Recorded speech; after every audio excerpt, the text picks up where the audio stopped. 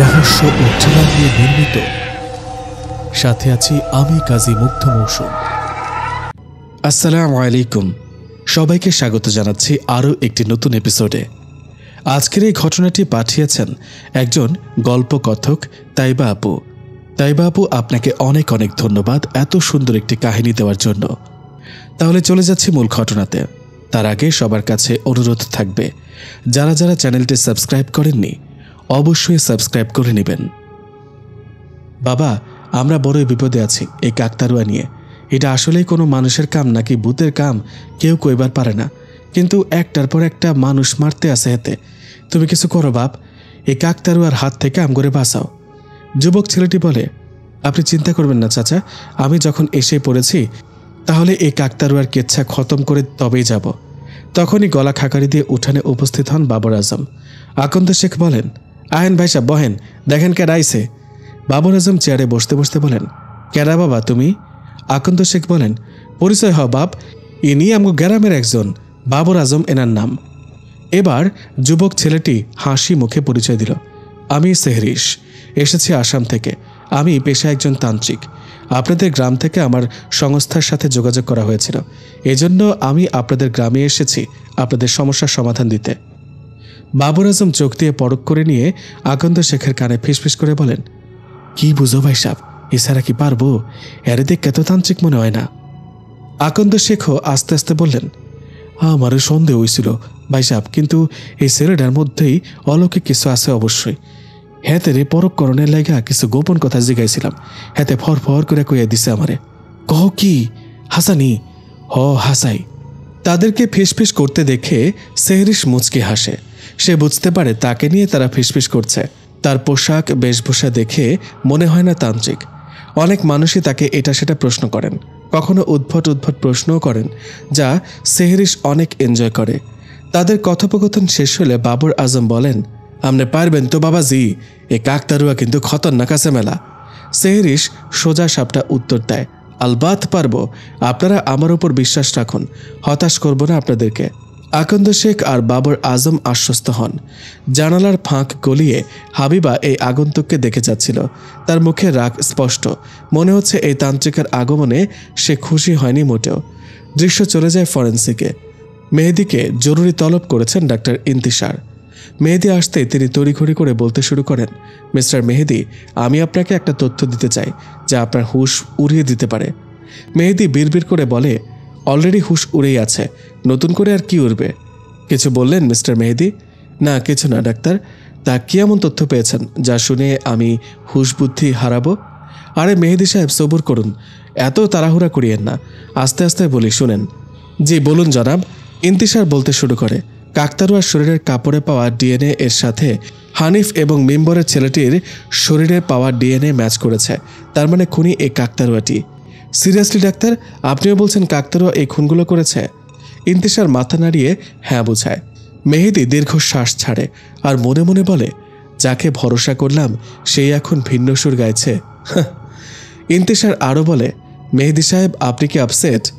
না আমি ঠিক আছি, জাস্ট এসব নিয়ে একটু চিন্তিত। আচ্ছা মেহেদি সাহেব, আপনি আমাকে বলেছিলেন বিগত 3 বছরে খুন হওয়া লাশগুলো যাদের পোস্টমর্টেম হয়নি সেগুলো উঠিয়ে আনবেন, আনেননি কেন? ওগুলো থেকে হয়তো কোনো ক্লু পাওয়া যেতে পারে। মেহেদি কিছু একটা ভেবে বলে, শিট, এটা আমি মিস করে গেলাম কেমনে। আসি ডাক্তার, পরে দেখা হচ্ছে বলেই সে বেরিয়ে পড়ে। হাবিবুরকে নিয়ে মেহেদি সোজা চলে যায় গ্রামের কবরস্থানে। কবরস্থানে দাঁড়িয়ে আছেন মেহেদি এবং হাবিবুর। হাবিবুর ভীত কণ্ঠে বলে, স্যার আরেকবার ভাইবা দেখেন, জেলা প্রশাসকের অনুমতিবিহীন আমরা এডি করতে পারি না, এতে কইরা আমগো উপরে চাপাইব।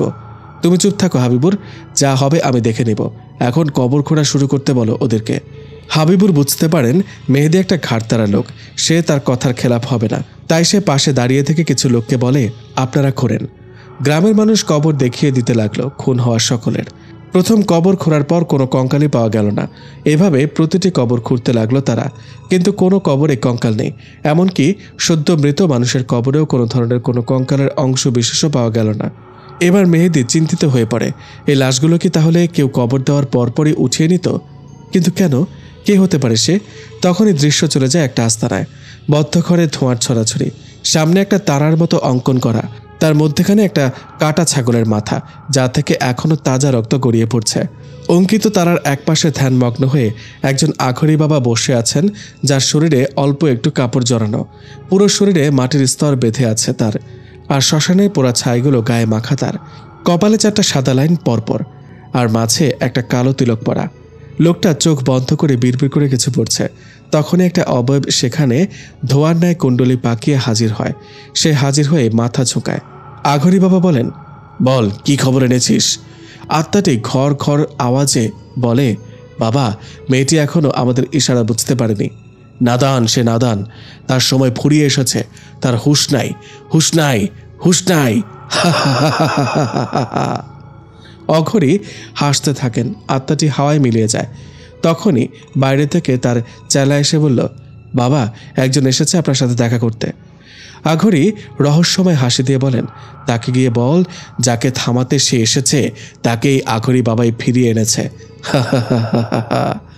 দৃশ্য চলে আসে রুকুর কাছে। রুকু ইদানিং কিছুই ভালো লাগে না, কেমন যেন দম বন্ধ লাগে। আশেপাশে অনেক লোকের উপস্থিতি সে অনুভব করে, কিন্তু তারা কে বা কি চায় তা রুকু বুঝতে পারে না। রুকুর চিন্তার মধ্যেই ফুলওয়ারা বেগম বলেন, মারে, তুই কই? রুকু দৌড়ে মায়ের কাছে যায়। কি হয়েছে মা, কিছু লাগবে তোমার? না মা, তুই এইখানে বকদ্দুর, তোরে পরাণ বইরা দেহি মা। আমার কেন জানি মনে হইতাছে তোরে হারাইলামও আমি। বলতেই ফুলওয়ারা বেগমের চক্ষু ছলছল করে। রুকু মায়ের কোলে মাথা রেখে শুয়ে বলে, কই যাব মা তোমাকে ফেলে? আমি না থাকলে কে দেখবে তোমাকে? তোমার জন্য তো বেঁচে আছে এখনো মা। ফুলওয়ারা বেগম চুলে বিলি কেটে দিচ্ছেন। তখনই বাইরে থেকে অপরিচিত একটা কণ্ঠস্বর ডেকে ওঠে, বাড়িতে কেউ আছেন? রুকু ঘর থেকে বেরিয়ে আসতে দেখে ওয়াসিম দাঁড়িয়ে আছে। রুকুকে দেখতে পেয়ে ওয়াসিমের কেন জানি কলিজা জুড়িয়ে যায়। সে শীতল চক্ষু নিয়ে রুকুর দিকে কয়েক দণ্ড তাকিয়ে থাকে। রুকু বলে, কিছু বলবেন? কোনো দরকারে এসেছেন? ওয়াসিমের খোর কাটতেই সে আমতা করে কি বলবে এখন? সে যে রুকুকে এক নজর দেখতেই ছুটে এসেছে, এটা বলবে? ওয়াসিমকে ভাবতে দেখে রুকু বলে, কি হলো, কিছু বলছেন না যে? ওয়াসিম বলে, না মানে এদিক দিয়ে যাচ্ছিলাম, ভাবলাম আপনার সাথে দেখা করে যাই। বলেই ভাবলা হাসি দেয় সে। রুকু প্রশ্ন করে, কিন্তু হুদাহুদি কেনই বা দেখা করতে আসবেন? ওয়াসিম হতবুদ্ধি হয়ে যায়, কি বলবে এবার? ওয়াসিম যখন কি উত্তর দেবে ভাবছিল, তখনই সেখানে উপস্থিত হয় সাব্বির। সে এসেই বলে, আরে ওয়াসিম ভাই, আপনি যে এইখানে কি করেন? ওয়াসিম যেন প্রাণ ফিরে পায়, নয়তো এই রুকুর প্রশ্নের উত্তর দিতে দিতে জান যেত তার। সে কথা বদলানোর জন্য বলে, সাব্বির কেমন আছো ভাই? এরপর সাব্বির আর ওয়াসিমের কথোপকথন শুরু হয়ে যায়। রুকু খানিক ভ্যামতালা লেগে দাঁড়িয়ে থাকে, এরপর ঘরে চলে যায়। ওয়াসিম আর চোখে রুকুর চলে যাওয়া দেখে তার বুকে চিনচিন ব্যথা ওঠে। দৃশ্য এবার কলেজে চলে যায়। অধরা ক্লাস শেষ করে কলেজ থেকে বেরিয়েছে। আজ প্রথম কলেজ তার খুব ভালো লেগেছে। কলেজ থেকে বেরিয়ে সে হাট বেরোয়, এরপর সোজা মেঠো পথ ধরে এগোতে থাকে। পথিমধ্যে দেখা হয় এসআই মেহেদি এবং হাবিবুরের সাথে। অধরা মেহেদির দিকে কেমন করে যেন তাকায়, তারপর আবারও হেঁটে হেঁটে চলে যায়। মেহেদিও চিন্তা করছে, এই কাকতারুয়া কি আসলেই কোনো অশরীরিক কোনো কিছু, নাকি অন্য কেউ? যদি সে অশরীরী হয় তাহলে লাশগুলো কবর থেকে কে উঠালো? আর যদি ধরে নেয় সে মানুষ, তাহলে গতকাল আমি যা দেখলাম তা কি ছিল? উফ, মাথা কাজ করা বন্ধ করে দিয়েছে। চাকরি জীবনে জটিল থেকে জটিল কেস সমাধান করেছি, কিন্তু এই কেসটা আমাকে এত ঘোরাচ্ছে। হঠাৎ হাবিবুর বলে ওঠেন, স্যার, আপনি হয়তো কাকতারুয়া নিয়ে দ্বিধাদ্বন্দ্ব করতেছেন, কিন্তু একটা কথা কই আপনারে, বিগত বছরগুলায় যত খুন হয়েছে সব নিরপরাধ মানুষের। বেশিরভাগ মাইয়াগো ধর্ষণ করছে মারণের আগে, কিন্তু এখন যে খুন গুলান হইতাছে সব ভালো মানুষের আড়ালে থাকা জানোয়ার গুলানের। আমার মনে হয় স্যার, এই কাকতারুয়াটা মানুষরূপী এই খুনির হাতে মারা পড়ছিল, এরপর সেই প্রতিশোধ দিতে ফিরাইছে। মেহেদি কেমন করে যেন হাবিবুরের দিকে তাকালেন, এরপর তার দৃষ্টি নিবদ্ধ হলো বড় জমিনের সেই কাকতারুয়াটির দিকে। সন্ধ্যা হয়ে এসেছে। মাতব্বর বাড়ির উঠানে তান্ত্রিক সেহরিশ তার মতো করে কাজ শুরু করে দিয়েছেন। তিনি উঠানে একটা ত্রিভুজ এঁকে নিয়ে তার একপাশে বসে তন্ত্রমন্ত্র জপ করতে শুরু করেন। আকন্দ শেখ এবং বাবর আজম আর তাদের কর্মচারী এবং গ্রামের কিছু লোক উপস্থিত আছেন। হাবিবা জানালা দিয়ে সবকিছু পর্যবেক্ষণ করছিল। তখনই তার ঘরে উপস্থিত হয় অধরা। আসতে পারি আপু? হ্যাঁ আপু, অবশ্যই আসো।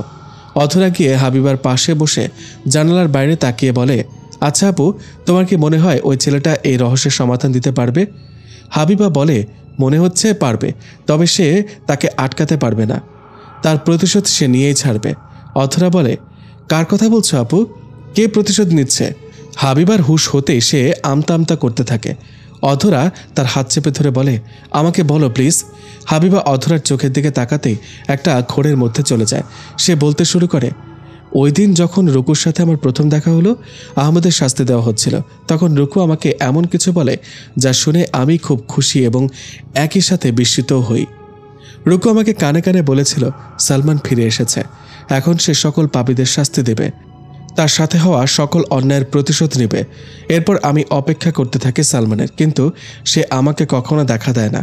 রুকুর সাথে ফোনে কথা হলে সে বলে সালমান তাদের বাড়ি এবং আমাদের বাড়িতে প্রবেশ করতে পারে না কোনো একটা কারণে। আমি আরও জানতে পারি সালমান আত্মহত্যা করেনি, তাকে খুন করা হয়েছিল। তখন আমার খুব কষ্ট হয়। আমি জানতে পারি মোখলেস চাচা আর আরেকজন মিলে সালমানকে হত্যা করেছে, কিন্তু সেই আরেকজন কে এটা আমি জানতে পারিনি। তখন হায়দার চাচাকে হাত করি। উনিও নিজের প্রিয় স্ত্রী আকবরীর ব্যাপারে যে অপবাদ সেটি এখনও পর্যন্ত বিশ্বাস করেন না। উনি মনে করেন এর পেছনেও কিছু লুকিয়ে আছে, তাই তিনি আমার এক কথাতে রাজি হয়ে যান। এরপর ওই দিন মুখলেস চাচা গাছবাগানের দিকে যখন সেই খুনি লোকটার সাথে দেখা করে, তখন হায়দার চাচাই লুকিয়ে সব শুনছিল। আমি তাকে মুখলেস চাচার উপর নজর রাখতে পাঠিয়েছিলাম। ওই দিন রাতে হায়দার চাচা রাতে ফিরে এলে তার মুখ থেকে শুনতে পারি সব। মোখলেস চাচা আর চাদর মুড়ি দেওয়া একটা লোক যার চেহারা দেখেনি হায়দার চাচা, ওরা মিলে গ্রামে হত্যাযজ্ঞ চালিয়েছিল, সব জানতে পারি আমরা। এরপর থেকে মোখলেস চাচার ওপর ঘৃণা জন্মায় আমার। তবে আমি জানতাম সালমান সব কিছুর শোধ নেবে, তাই অপেক্ষা করছিলাম। কিন্তু এরই মধ্যে তোমাকে আমার সন্দেহ হতে লাগলো, তাই তোমার পেছনেও হায়দার চাচাকে নজর রাখতে বলি। আজও ফোন কলে হায়দার চাচাকে বলেছিলাম তোমার উপর নজর রাখতে। এতটুকু বলার পর অধরা হাবিবার চোখের সামনে চুটকি বাজাতেই সে হুঁশে ফিরে আসে। আমরা বুঝতে পারি এতক্ষণ হাবিবা হিপনোটিজমের শিকার হয়েছিল। হাবিবা অধরার দিকে তাকিয়ে আছে। অধরা অভয় দিয়ে বলে, আমাকে বিশ্বাস করতে পারো, আমি খারাপ কেউ নই, তবে আমি কে তার সময় হলেই জানতে পারবে। তোমাকে ধন্যবাদ এত কিছু আমাকে জানানোর জন্য। হাবিবা বলে, আমি জানি না আপু তুমি কে, কিন্তু এতদিনে এতটুকু উপলব্ধি করেছি যে তুমি নিশ্চয়ই খুব ভালো একজন। অধরা মুচকি হেসে হাবিবার গালে হাত রেখে বলে, তুমিও মিষ্টি একটা মেয়ে, কিন্তু তোমার জন্য আমার ভীষণ মায়া হয়। অল্প বয়সে এত কষ্ট পাচ্ছ, ভালোবাসার মানুষটাকে হারিয়েছ। তোমার অনেক ধৈর্য আপু, তুমি এত কিছু সহ্য করে যাচ্ছ। তোমার জায়গায় আমি হলে কবেই সহ্য করতে না পেরে মরে যেতাম। হাবিবা বলে, কে বলেছে ভালোবাসার মানুষকে হারিয়ে মানুষ বাঁচতে পারে না? অবশ্যই পারে, শুধু হৃৎপিণ্ডে একটু নীল হুল ফুটে থাকে, যা ক্ষণে ক্ষণে হৃদয়ান্তে ব্যথার উৎপাত ঘটায়। এই ব্যথা আবার মাঝে মাঝে তীব্র থেকে তীব্রতর হয়, ব্যাস এতটুকুই। এদিকে সেহরিশ চোখ বন্ধ করে মন্ত্র জপ করে যাচ্ছে। হঠাৎ শোষ বাতাস বইতে লাগলো, গাছপালা সব জোরে জোরে নড়তে লাগলো, টিনের চালায় পাথর বর্ষণ হতে লাগলো। আকন্দ শেখ আর বাকিরা সবাই ভয়ে এদিক ওদিক তাকাচ্ছে, কিন্তু সেহরিশ তার নিজের মতো মন্ত্র জপ করে যাচ্ছে। এভাবে বেশ কিছুক্ষণ কেটে গেলে আমরা দেখতে পাই সেহরিশ বসা থেকে হাওয়ায় ভাসতে থাকে। সেহরিশ মাটিতে অজ্ঞান হয়ে পড়ে আছে। তাকে ঘিরে ধরেছেন উঠানে দাঁড়িয়ে থাকা সকলে। বাবর আজম বলেন, আমি আগে কইছিলাম তোমারে হেতে পারবো না, এখন দেখো কি জানি হয় পোলাটার। ওয়াসিম বলে, চাচা অপেক্ষা করেন, সেহরিশের হুঁশ ফিরলে জানা যাবে কি হয়েছিল তার সাথে। আকন্দ শেখ সমানে সেহরিশকে ডেকে চলেছেন। হায়দার গ্লাসে করে পানি নিয়ে এসেছে, সে অল্প অল্প করে সেহরিশের মুখে ছিটালো। সেহরিশ চোখ পিটপিট করে তাকায়। সেহরিশের জ্ঞান ফিরতে দেখে আকন্দ শেখ বলেন, বাবজান আপনি ঠিক আছেন তো? সেহরিশ উঠে বসে গা ছাড়তে ছাড়তে বলে, আমি ঠিক আছি চাচা, আপনি চিন্তা করবেন না। হাবিবা আর অধরা জানলা দিয়ে সব অবলোকন করছিল এতক্ষণ। অধরা বলে, দেখলে তো এই ব্যাটার দ্বারা কিচ্ছু হবে না, আমি আগেই কইছিলাম। হাবিবা শব্দ করে হাসে, তবে সে শব্দ ঘরের বাইরে যায় না। হাবিবার হাসি শুনে অধরা তার দিকে কৌতূহল নিয়ে তাকায়। হাবিবা ফিসফিস করে বলে, তুমি বেচারার ওপর এত খ্যাপা কেন বলো তো? এত রাগ কিসের তার ওপর? নাকি এর মধ্যেও অন্য কিছু আছে? বলো বলো। অধরা নাক ফুলিয়ে বলে, একদম হাসবি না ছোট, কি অন্য কিছু? ওই বেড়া একটা খাটাইস, আর সে কিছুই পারবে না করতে দেখিস। বলে অধরা মুখ ঝামটা মেরে ঘর থেকে চলে যেতে নিলেই হাবিবা দুঃখের মধ্যেও অধরার বাচ্চা মেয়েতে খিলখিল করে হাসে। হাসির সাথে তার চোখ বেয়ে জল গড়িয়ে পড়ে। সে বলে, আচ্ছা বলো তো আপু, পৃথিবীতে সবচেয়ে কষ্টপূর্ণ বিষয় কি? অধরা দরজার কপাটে হাত রেখে বলে, মানুষ বড়ই বৈচিত্র্যময় প্রাণী। আমি বহু দেশ, বহু মহাদেশ, এমনকি পৃথিবীর আনাচে কানাচে ঘুরেছি। আমি সবচেয়ে বেশি যেটা উপলব্ধি করেছি, মানুষ হয়ে জন্মানোর চেয়ে কঠিন আর কিছুই নেই। আমি বলবো তুমি একটা পাতিহাঁস হও, জোড়া বেঁধে প্যাক প্যাক করে স্যাঁতস্যাঁতে পরিবেশে ঘুরে বেড়াও, তবুও মানুষ হয়ে জন্মায়ও না। সেহরিশ এখনও মাটিতে বসে আছে, তার দিকে উৎসুক হয়ে তাকিয়ে আছেন আকন্দ শেখ, বাবর আজম, হায়দার, আশিক এবং গায়ের কিছু লোক। সেহরিশ সবাইকে তার দিকে তাকিয়ে থাকতে দেখে বলে, চাচা, আপনারা দুজন আর ওয়াসিম ভাই আপনি ঘরে চলুন, আমি যা জানতে পেরেছি তা এখানে বলা ঠিক হবে না। বাবর আজম আর আকন্দ শেখ মুখ চাওয়াচাই করেন, এরপর বলেন, ঠিক আছে, আহো ঘরে আহো, আমরা ফিরে যাব ফ্ল্যাশব্যাকে। সেহরিশ মন্ত্র পড়ার গতি বাড়িয়ে দিতেই সে হাওয়ায় ভাসমান হতে থাকে। নির্দিষ্ট একটা সীমায় সে ভাসমান অবস্থায় থেকে সে বর্তমান থেকে অতীতে যেতে থাকে, অতীত দর্শন করে। সেহরিশের চোখে ভাসতে থাকে কাকতাড়ুয়ার উৎপত্তি কিভাবে, কী কারণে এবং কেন। সব কিছু দেখতে দেখতে সে এসে থামে সালমানকে কলেজে পেটানোর দৃশ্যে। সালমানকে পিটিয়ে আধমরা করে রেখে হানিফ মাতব্বর বাড়িতে ফিরে এসে সব জানায় আকন্দ শেখকে। হাবিবাকে ময়নামতির ঘরে নিয়ে গেলে সালমান বলে, বড় বাবা, আরেকটা কথা কনের আছে। কি হে? ওই সালমান হাবিবার ইজ্জত হরণের মতলব করতেছিল, আমি এইটা বুঝবার পাইরা আজ তাগো হাতে নাতে ধরছি। এরপরই আকন্দ শেখের মাথা গরম হয়ে যায়। তিনি আর রাগ সংবরণ করতে না পেরে হুকুম করেন সালমানকে ধরে আনার। এদিকে হানিফ মিথ্যা একটা কথা বলে শয়তানি হাসি দেয়। সেহরিশের চোখে সালমানকে বেধড়ক পেটানো থেকে শুরু করে রাতে তাকে হত্যার সিন। সালমানরা যখন মাতব্বর বাড়ি থেকে ফিরে আসছিল তখন সেই বিশাল দেহী লোকটা সালমানদের ঘর খোলা পেয়ে সালমানের খাটের নিচে লুকিয়ে পড়ে। রাতে যখন সালমান গভীর ঘুমে আচ্ছন্ন তখন সে খাটের নিচ থেকে বেরিয়ে এসে দরজা খুলে দেয়। তখন বাইরে মুখলেস অপেক্ষা করছিল। দরজা খুলতে মুখলেস ঘরে প্রবেশ করে। এরপর টেবিলের ওপর কালো পাথরের আংটিটা দেখতে পেয়ে মুখলেস ফিসফিস করে বলে, ওস্তাদ, এই দেখেন আমার আংটিটা এইখানে। বিশাল দেহী লোকটা বলে, তাড়াতাড়ি হাতে পিন্দা নে আর কাম শুরু কর। এরপর মুখলেস আংটি পরে নিতেই বিশাল দেহী লোকটা ইশারা করে। মুখলেস সালমানের পা চেপে ধরে আর বিশাল দেহী লোকটা তার মুখে বালিশ চাপা দেয়। সালমান হাত পা ছুটতে পারে না, আহত আর দুর্বল ছিল, তার উপর তাকে ধরে রেখেছিল তারা। একসময় সালমান ছটফট বন্ধ করলে তারা নিশ্চিত হয় সালমান মারা গেছে। এরপর তারা সালমানকে মারুইলের সাথে ফাঁসিতে ঝুলিয়ে দিয়ে ঘর থেকে দ্রুত বের হয়ে যায়। হঠাৎ আওয়াজে রুকুর ঘুম ভাঙলে সে সালমানের কক্ষে আসে আর তাকে ফাঁসিতে ঝুলতে দেখে চিৎকার দেয়। সবকিছু পরিষ্কারভাবে সেহরিশের চোখের সামনে ভাসছিল। এরপর 2 বছর পর সালমানের ফিরে আসা থেকে এখন অবধি যা যা হয়েছে সব তার চোখে স্পষ্ট ভাসে। কিন্তু শেষ পর্যন্ত সেই আঘুরির আস্তানা তার দৃষ্টিগোচর হয়। আঘুরি ভয়ঙ্কর একটা হাসি দিয়ে বলেন, বাঁচতে চাইলে এই গ্রাম ছেড়ে পালা, চিকালের প্রকোপ কাটানো বিষম দায়। বলেই হাতে থাকা সাদা পাউডারের মতো কিছু ফুঁক দিতেই সেহরিশ অজ্ঞান হয়ে মাটিতে পড়ে যায়। দৃশ্য ফিরে আসে বর্তমানে। বাবর আজম, আকন্দ শেখ, ওয়াসিম এবং সেহরিশ একটা ঘরে মুখোমুখি বসে আছেন। আকন্দ শেখ আর বাবর আজম কৌতূহল নিয়ে তাকিয়ে আছেন সেহরিশের দিকে। সেহরিশ বলে, আমি যা যা দেখেছি তা সব আপনাদের বলবো, কিন্তু আমি যাদের কথা উল্লেখ করব তাদের আপনারা কিছু বলতে পারবেন না এই মুহূর্তে, বা তাদের পাকড়াও করার চেষ্টা করবেন না, নইলে হিতে বিপরীত হতে পারে। আমার সব কথা শোনার পর আপনারা সিদ্ধান্ত নেবেন কি করবেন। আকন্দ শেখ আর বাবর আজম একসাথে বলেন, ঠিক আছে বাজান, কও তুমি এখন। ওয়াসিমও মনোযোগ দেয় সেহরিশের দিকে। দৃশ্য চলে যায় বড় জমিনটার ওখানে। কাকতাড়ুয়ার সামনে দাঁড়িয়ে আছে বিশাল দেহী চাদর মুড়ি দেওয়া লোকটা। সে রাগে গজগজ করতে করতে বলে, আমার ব্যবসা লাডে উড়েছস তুই, মুখলেস রে মারছস, হানিফ রে মারছস তুই, ওই আঘরিও আমারে ফিরাই দিছে, কইছে সাহায্য করতো না, কিন্তু আমি তোরে ছাড়বো না, তোরে শেষ করে দিয়াম। বলে এই লোকটা কাকতাড়ুয়াটি ভেঙে টুকরো টুকরো করে ফেলে। এরপর মাটিতে ভাঙাচোরা কাকতাড়ুয়ার দিকে তাকিয়ে বলে, তুই নাকি জীবন্ত কাকতাড়ুয়া, কই তুই এখন মার আমারে? তোর কোনো ক্ষমতা নাইকা, ফাও ফাও গ্যারামে ভয় দেখাইছস। আজকা তোর কাম তামাম করে দিলাম, এখন আমারও আমার পাপের রাজত্ব শুরু হইব। লোকটা আরও কিছু কথা বলে এবার সোজা চলে যায় আখ ক্ষেতের দিকে। আখ ক্ষেতে পেরিয়ে সে গাছ বাগানে প্রবেশ করে। দৃশ্য চলে যায় মাতব্বর বাড়িতে। আকন্দ শেখ আর বাবর আজম চোখ বড় বড় করে তাকিয়ে আছেন। ওয়াসিমও অবাক হয়ে তাকিয়ে আছে। সেহরিশ বলে, হ্যাঁ, আপনারা ঠিক শুনেছেন, 3 বছর আগে গ্রামে যে কাকতাড়ুয়ার প্রকোপ শুরু হয়েছিল সেটা আপনার ভাই ইমন শেখ ঘটিয়েছিল। আকন্দ শেখ বলেন, কিন্তু এইটা হতে পারে না, ইমন তো মইরা গেছে, তারে আমি। বলেই চুপ করে যান আকন্দ শেখ। আমতা আমতা করে বলেন, বাবজান, আপনার ভুল হইতেছে কোথাও, ইমন তো জীবিত নাই, এখন হে কেমনেই তা করবো। বাবর আজমও সায় দিয়ে বললেন, হ বাবজান, ইমন তো 3 বছর আগে মরে গেছে কা। সেহরিশ বলে, সে মরেনি চাচা, সে বেঁচে আছে। বলেই দৃশ্য চলে যায় গাছ বাগানে। বিশাল দেহী লোকটা হেঁটে যাচ্ছিল। হঠাৎ সামনে তাকালে সে চমকে উঠে বলে, তুই?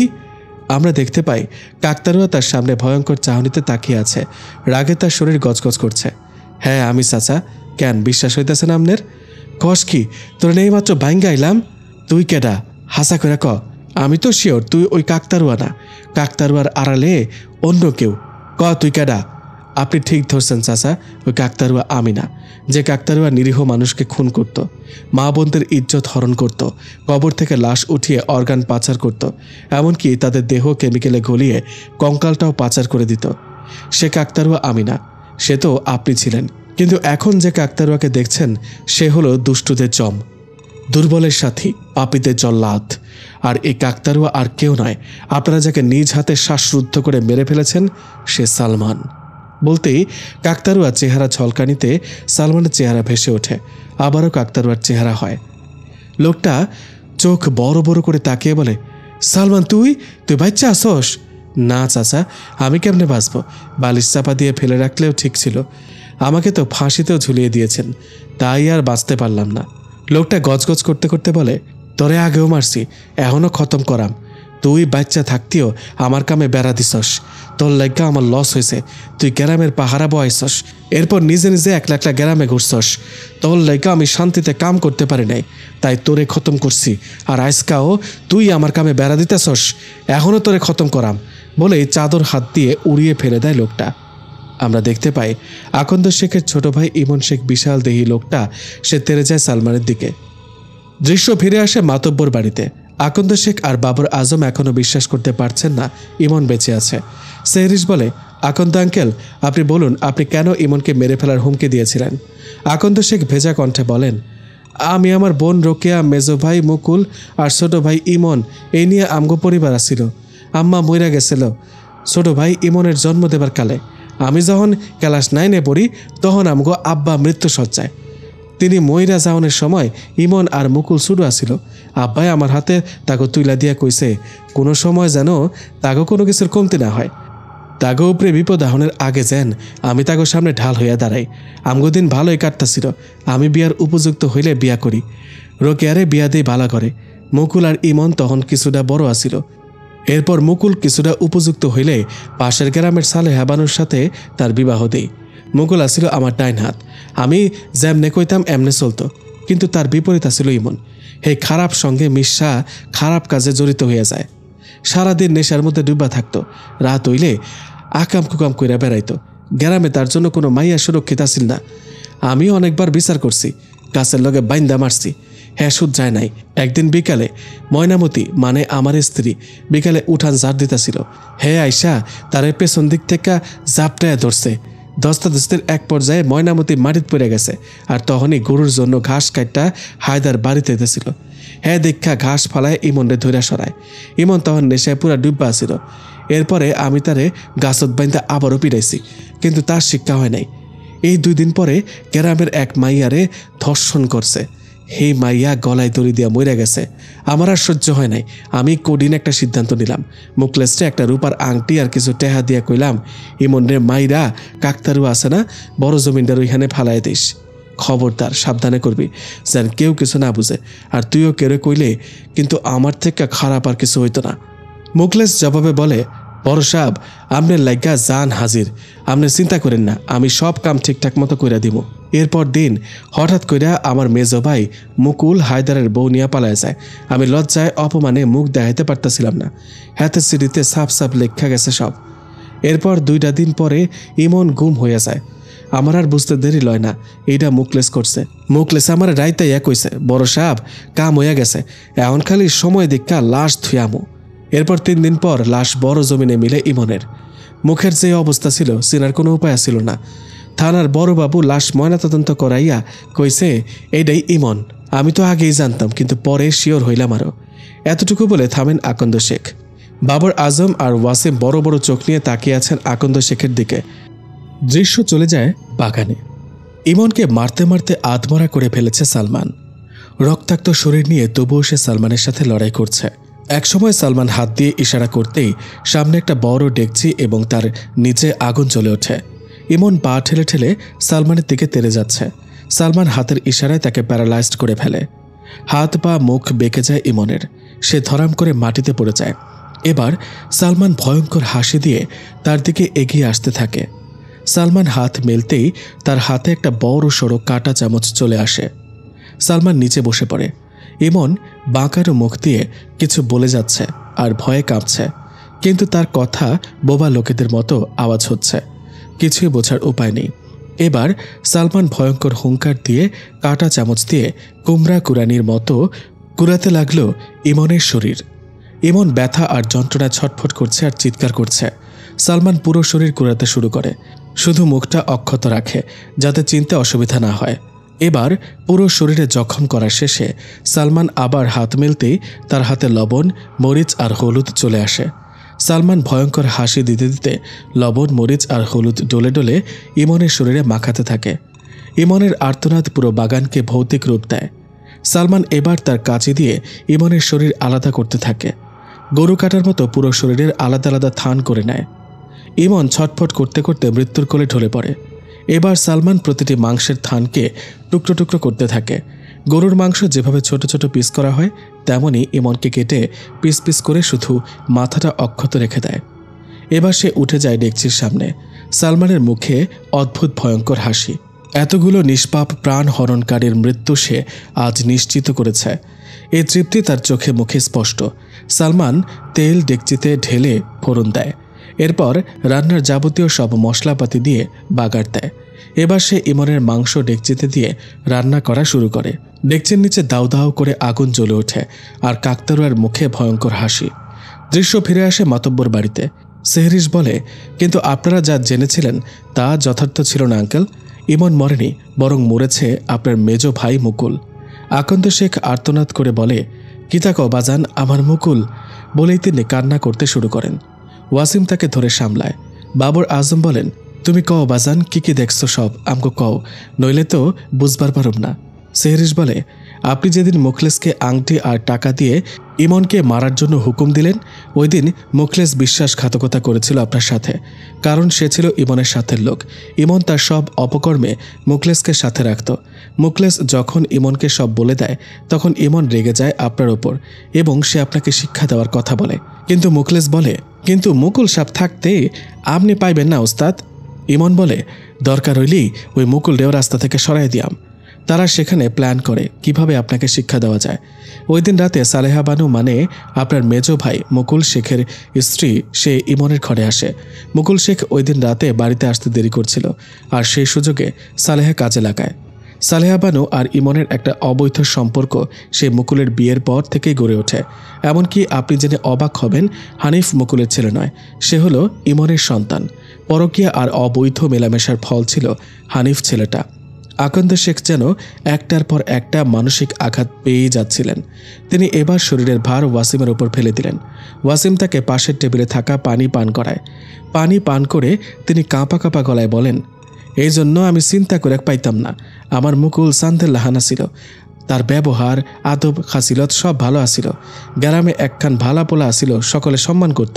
আর হেই মুকুলের ঘরে হানিফের লাহান একটা নেশাখোর জন্মাইছে। এইটা দেখে আমি আশ্চর্য হইতাম, কিন্তু আমি আজকে জানতে পারলাম সালেহা বানু আমার মুকুলের না, ইমনের পোলা জন্ম দিছে। বলেই আবারও হুহু করে কেঁদে ফেলেন আকন্দ শেখ। বাবর আজম বলেন, কান্দেন না ভাই সাহেব, শান্ত হন আমনে। আর বাবজান তুমি কও এরপরে কিতা হইল? সেহরিশ আবার বলা শুরু করে। তো সালেহা বানু সুযোগ বুঝে ইমনের ঘরে চলে আসেন। এরপর ইমন আর তিনি খারাপ কাজে লিপ্ত হন। সালেহা বানু কাজ শেষ করে তড়িঘড়ি করে ইমনের ঘর থেকে বেরোচ্ছিলেন। তখনই তাকে দেখে ফেলে হায়দারের বউ আকবরী। সে বাথরুমে যাওয়ার জন্য উঠেছিল, কিন্তু সালেহাকে ইমনের ঘর থেকে বের হতে দেখে সে এগিয়ে গিয়ে জিজ্ঞেস করে, আপনি এত রাইতে এই ঘরে কি করেন ভাবি সাহেব? সালেহা আমতা আমতা করে। আকবরী তাকে জেরা তদবির করতে থাকে। তখন সালেহা শয়তানি হাসি দিয়ে বলে, আকবরী, ইমনের কিতা হয়ে গেছে তারে দেখতে আইছিলাম, তুই বিশ্বাস না করলে আয়, নিজে দেখা নিবি। আকবরী বলে, কিতা কইন ভাবি সাহেব, ছোট ভাইয়ের কিতা হইছে, আয় বিচ্চা আয়, দেখা যাবইন। আকবরীও অতশত না বুঝে সালেহার সাথে ইমনের ঘরে চলে যায়। ইমনের ঘরে ঢুকতে সালেহা দরজা লাগিয়ে দেয়। ইমন ও আকবরী আর সালেহাকে দেখে বিছানা ছেড়ে উঠে বসে বলে, তোমরা এখানো? সালেহা বলে, আমি তোমার ঘরে কেন আইছি এটা তারে বুঝাই দাও দেওরা। ইমনের মুখে শয়তানি হাসি ফুটে। সে বলে, ও এর লাইগা বলেই সে বিছানা থেকে উঠে আকবরীর দিকে এগোতে থাকে। আকবরী পেছাতে পেছাতে বলে, আপনি আমার ধারে আইবেন না ছোট ভাই, আমি কিন্তু সিক্কুর দিয়াম। ইমন বলে, হাসানি তাইলে দে দেখি। আকবরী ভয়ে চিৎকার দিতে গেলে ইমন দৌড়ে এসে তার মুখ চেপে ধরে মাটিতে ফেলে দেয়। সালেহা তার 2 হাত চেপে ধরে। ইমন হিংস্র হায়নাদের মতো ঝাঁপিয়ে পড়ে আকবরীর ওপর। এই বর্বরতা চলে ঘণ্টাখানেক। আকবরী অজ্ঞান হয়ে যায়। এরপর ইমন বলে, এরে বাসায় রাখলে বিপদ, তুমি থাকো, আমি মুখলেসরে লয়ে আহি। ইমন মুখলেসকে ডেকে এনে এরপর মুখলেস আকবরীকে এমন অবস্থায় দেখে বলে, ওস্তাদ আপনি একলাই মজা লইলেন, এই স্যালার কথাটা একবারও ভাবলেন না? ইমন বলে, মজা কর মজা চাহ। এরপর অজ্ঞান আকবরীর ওপর নির্মম নির্যাতন চালায় মুখলেস। একসময় নাক মুখ দিয়ে আকবরীর রক্ত বেরোতে থাকে। সারা শরীরে অসংখ্য কামড়ের চিহ্ন ফুটে রয়। মুখলেস ইমনকে জানালে সে বলে, এরে গলা টিপা মাইরা ফেল। মুখলেস কথা মতো আকবরীকে গলা টিপে হত্যা করে। আর এই দৃশ্য দরজার সামনে থেকে দেখে ফেলে মুকুল। সে বাড়ি ফিরে ঘরে সালেহাকে না পেয়ে খুঁজতে বেরিয়েছিল। ইমনের ঘরে দরজা ভিড়ানো দেখে তার ভয় হয়, সালেহা কোনো বিপদে নয় তো। কিন্তু যখন সে দরজার সামনে আসে সে দেখে মুখলেস আকবরীকে গলা টিপে হত্যা করেছে। তার পাশেই দাঁড়িয়ে আছে সালেহা আর ইমন। মুকুল নিজের রাগ সংবরণ করতে না পেরে দৌড়ে ঘরের ভেতর প্রবেশ করে, মুখলেসের কলার চেপে ধরে। এরপর রাগে গজগজ করতে করতে বলে, তুই আকবরীরে কেন মারলি? আর ইমন তুই কেন মারলি ওরে? সালেহা তুমি এহেন কিতা করো? সালেহা মুকুলকে দেখে ভয়ে জড়সড় হয়ে দাঁড়িয়ে আছে। ইমন বলে, ভাইজান শান্ত হন, আমনে একটা ভুল হয়ে গেছে, আমনে আমগো কথাটা শুনেন আগে। কিন্তু মুকুল কোনো কথা না শুনেই তাদের উপর চড়াও হয়। তর্কাতর্কির এক পর্যায়ে মুকুল আহ করে মেঝেতে লুটিয়ে পড়ে। সালেহার হাতে পিতলের জগ। সে জগ দিয়ে পরপর মুকুলের মাথায় আঘাত করতে থাকে। একসময় মুকুলের মাথা মুখ সব থেতলে যায়। সে শেষ নিঃশ্বাস ত্যাগ করে। বলে রাখা ভালো, ইমনের ঘরটা একেবারে বাড়ির উত্তরের সীমানায়, আর আকন্দ শেখ দক্ষিণের সীমানায়, আর মুকুল শেখ মাঝ বরাবর থাকতেন। আর বাড়িটা বিশাল বড় জায়গা জুড়ে। ঘরগুলো একটা থেকে আরেকটা দূরত্ব আছে, তাই আওয়াজ হলেও সেটা বাড়ির অন্য কেউ শুনতে পায় না।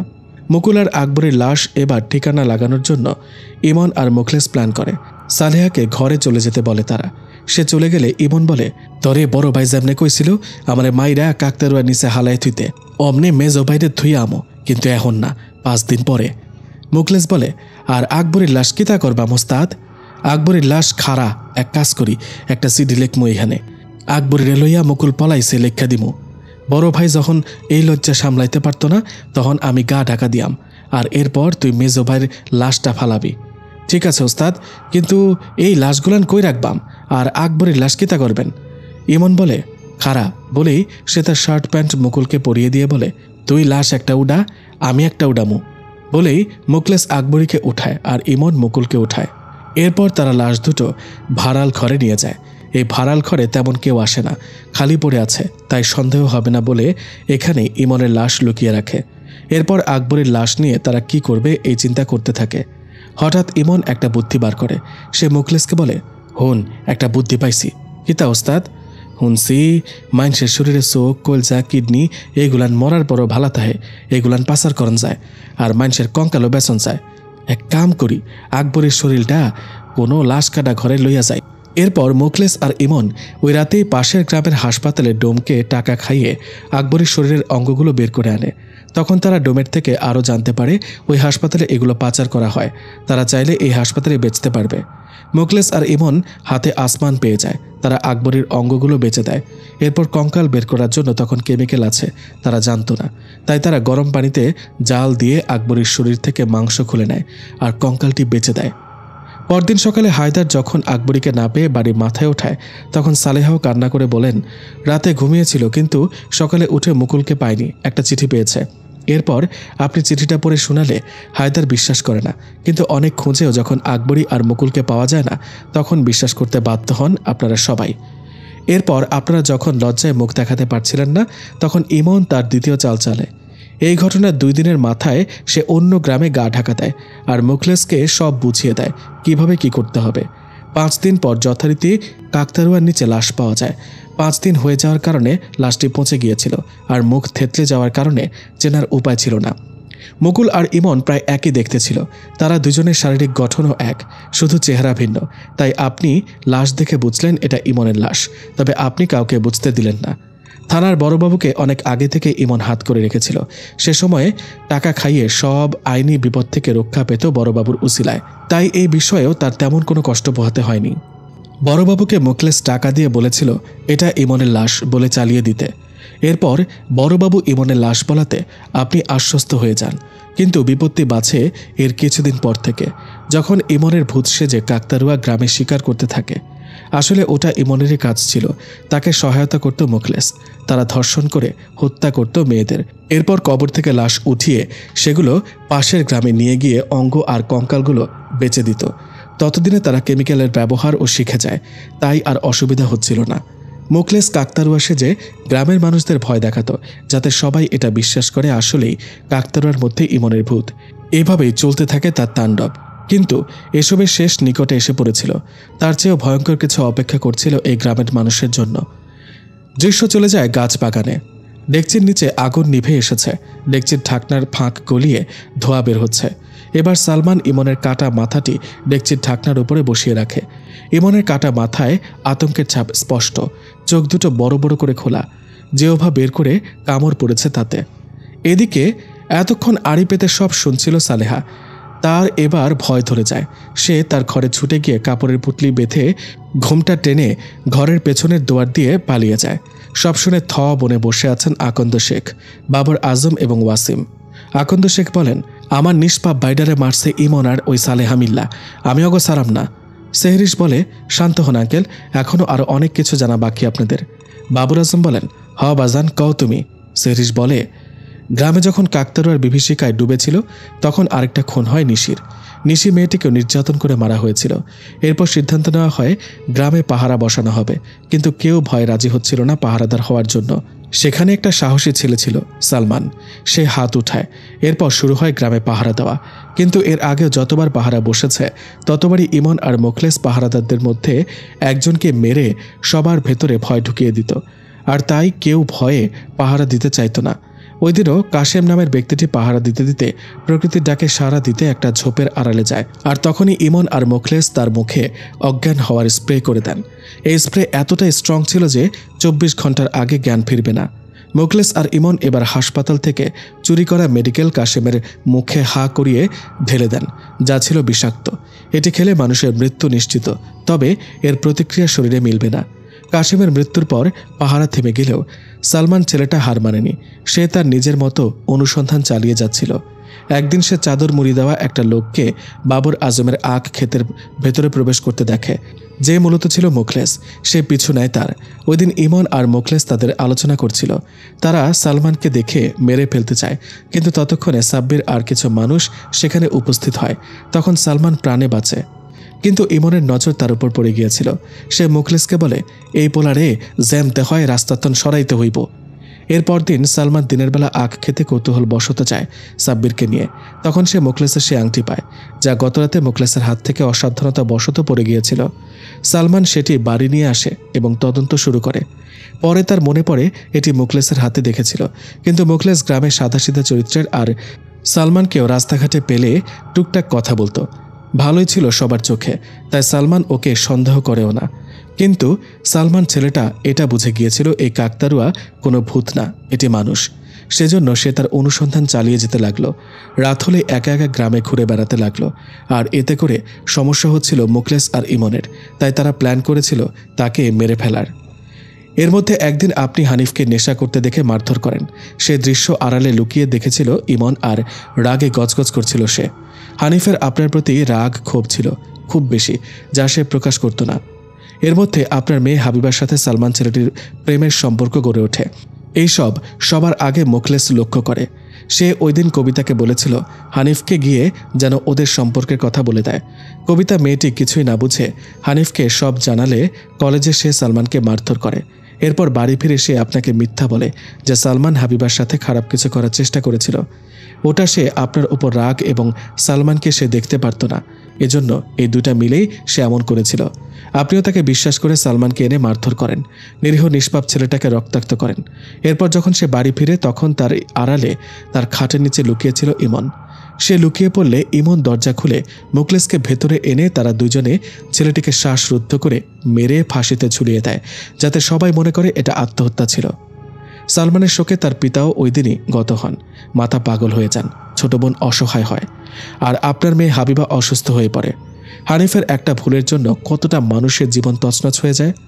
আপনারও দোষ ছিল, আপনি বাছবিচার না করেই নিরীহ একটা মানুষের উপর জুলুম করলেন। একটা পরিবার ধ্বংস হয়ে গেল নিমিষেই আপনার একটা ভুল সিদ্ধান্তে। ওয়াসিম বলে, রাগের বশীভূত হয়ে সবচেয়ে নিকৃষ্ট সিদ্ধান্তটি নেওয়ার পর আমাদের হুঁশ ফিরে। যখন হুঁশ ফিরে তখন আর শয্যাবার সুযোগ থাকে না। আকন্দ শেখ জোরে কাঁদতে লাগলেন। বাবর আজমের চোখেও পানি, ওয়াসিমের চোখেও পানি। ময়নামতি, হাবিবা আর অধরা ঘরের বাইরে দাঁড়িয়ে তারাও শুনছেন, তাদের চোখেও পানি অনবরত গড়িয়ে পড়ছে গাল বেয়ে। অধরা আপন মনে বিড়বিড় করে সালমানের উদ্দেশ্যে বলে ওঠে, যে তোমাকে হারিয়েছে সেই জানে তোমাকে হারানোর মর্ম, আর যাকে তুমি হারিয়েছ সে চিনেছে বেদনার রং নীলবর্ণ। এদিকে সালেহা দৌড়াতে দৌড়াতে আখ ক্ষেত পেরিয়ে বাগানে প্রবেশ করেছে। বাগানে প্রবেশ করতে মাংসের গন্ধে সে ভয় পেয়ে দাঁড়িয়ে যায়। দূরে অল্প অল্প আগুন জ্বলছে দেখে সে ধীর পায়ে এগিয়ে যায়। কিছুটা যেতেই সে বুঝে একটা ডেচকি বসানো, তার নিচেই অল্প অল্প আগুন জ্বলছে। সে চিন্তা করে, এই ঘন বাগানে রাতের বেলা কে রান্না চাপিয়েছে, কেন চাপিয়েছে? সে এগোতে থাকে সেদিকে। মাংসের ঘ্রাণে তার ক্ষুধা পেয়ে যায়। জিহ্বা দিয়ে ঠোঁট ভিজিয়ে নিয়ে সে এগোতে থাকে। নিকটে আসতেই সে গগন বিদারী এক চিৎকার দেয়। সালেহা ভয়ে থরথর করে কাঁপছে। ডেচকির ঢাকনার উপরে একটা কাটা মাথা, আর এই মাথাটা আর কারো নয়, ইমনের। সালেহা কান্না করতে থাকে জোরে জোরে। সে এখন কি করবে? তখনই ডেকচির অপর পাশ থেকে কাকতারুয়াটি দাঁড়িয়ে বলে, চাচি, খিদা পাইছে? বিরাট সুগন্ধি বাড়িতেছে, তাই না? কেডা তুমি? আর ইমনেরে এমনি মারলে কে রে?